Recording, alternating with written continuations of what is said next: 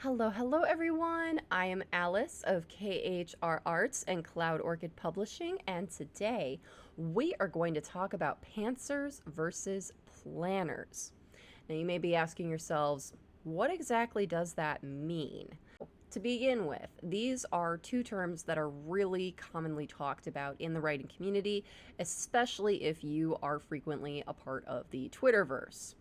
A planner is exactly what it sounds like. It is a writer who plans out their stories, whether it's you have a full outline, point A to point B and all the points in between. You got it down scene by scene, play by play. You know everything that's going to happen in your story.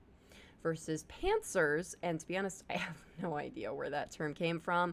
If any of y'all know where that term came from, please do leave me a comment in the comments below and let me know, because I just think it's such a goofy word and it would be crazy to know how exactly that got started, but I digress. A pantser is a person who just makes it up as they go along. And I know that's like, well, that's kind of what writers do. That's kind of what we do, is we just make it up as we go along. Well, yes and no. A pantser is a person who just has like no planning.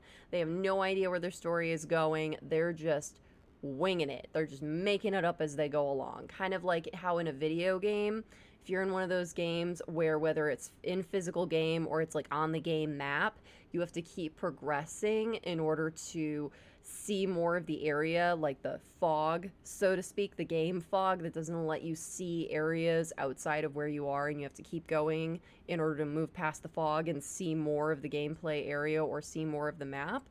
It's kind of like that they can only see the story this far out in front of them, and they have to keep writing, they have to keep moving forward in order to see more of the story, in order to see what's going to happen. Now, mind you, nobody fits 100% on either end of this spectrum. There's always some amount of mixing on either side. It's impossible to be 100% this or 100% that in literally anything. It's not a 100% thing, but which do you gravitate toward most when you're writing? Are you the type of person that likes to sit down and have a game plan and have an outline?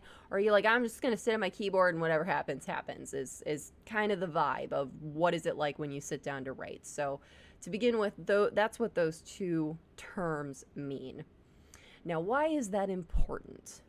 Well, it's important because writers also put a lot of pressure on themselves, which is really how a lot of them fall prey to writer's block and to imposter syndrome, and also difficulty getting started, whether it's just sitting down to write and getting started for that day, or if they're working on a new story, just sitting down and getting started on that story, whatever have you. And I do think part of that comes from being so entrenched in either one or the other.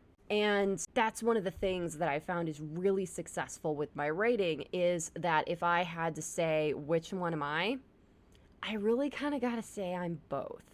It's situational, but largely I'm flipping back and forth between them. It's kind of like a light switch, where when I first sit down with a new story idea, I do the pantser, where I'm just writing and writing and writing. I've just got this idea, this vision in my head, and I just got to write it all down, get it all out of my head.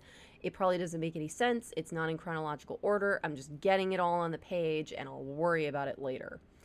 Once I get past that stage, which can be anywhere from like a few paragraphs to several pages to even several chapters, once that whole waterfall, turning on the faucet of writing has gone down to a trickle, that's when I start, okay, let's put this in reverse. Let's examine what we've written down and let's start making this make sense. Let's start making the outline and making this make sense.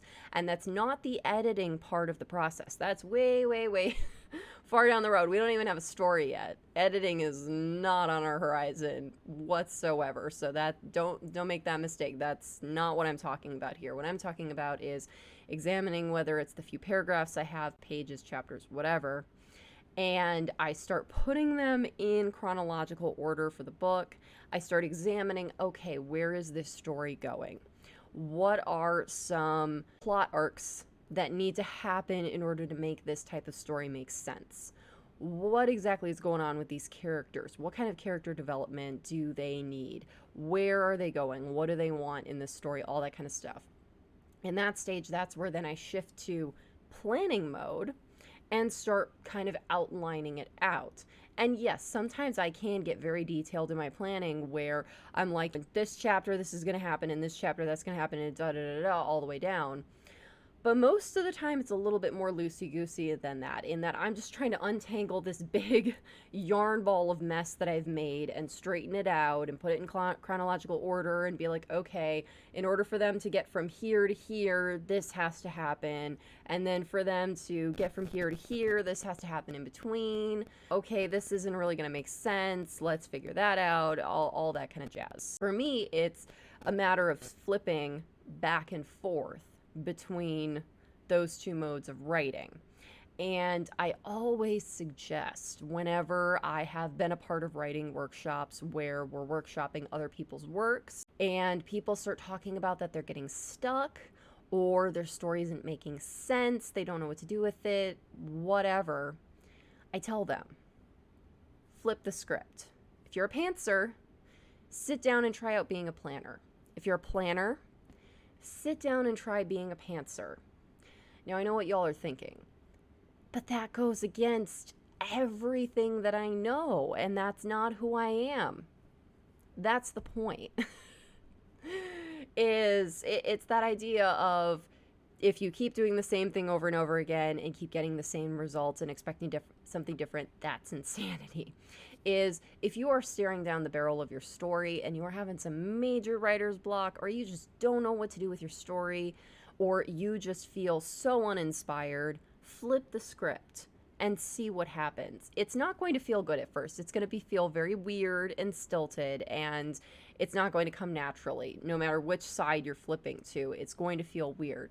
But that's the beauty of it, is that you're forcing your brain to think a little bit differently than you normally would, and you would be surprised at what that might jog in your head and be like, oh, this is what I have to do, or oh my God, I would have never thought of this type of scene if I hadn't just sat down and just typed a bunch of nonsense. It's amazing what can happen when you let go of what is your normal strategy for writing, and you just go outside of that box in order to free up your mind. It's kind of like the shower method, in that let's let our brain do some other tasks, think about some other things, attack it from a different angle, and it allows you to free that up so that you're not so focused on what you're trying to figure out. Instead, now you're focused on, well, I'm a pantser. How does one even go about outlining?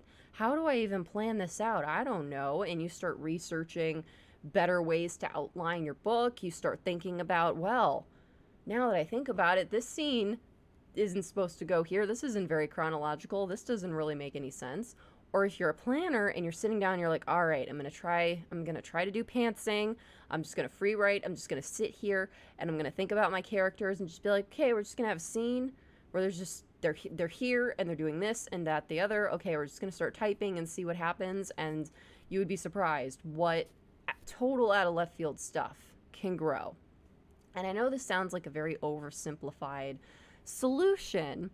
And again, that's also kind of the idea of sometimes the simplest solution is the best one.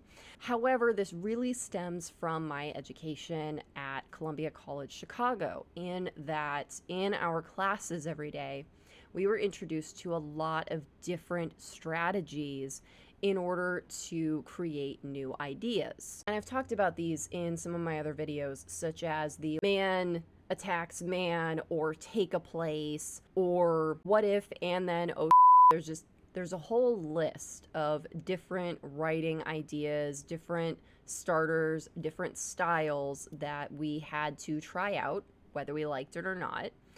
And a big part of that was, you might not use it in your everyday efforts of working on your story, but sometimes it can be good to dust one of those tools off out of your toolboxes and give it a go. Because while, you know what, you may need a screwdriver all day long, every once in a while you might need a hammer. It's just kind of how it works. So I highly recommend y'all, if you are really struggling with writer's block, or you can't seem to figure out what your characters are supposed to do, or there's a gaping plot hole in your story and you don't know how to fill it, try something new.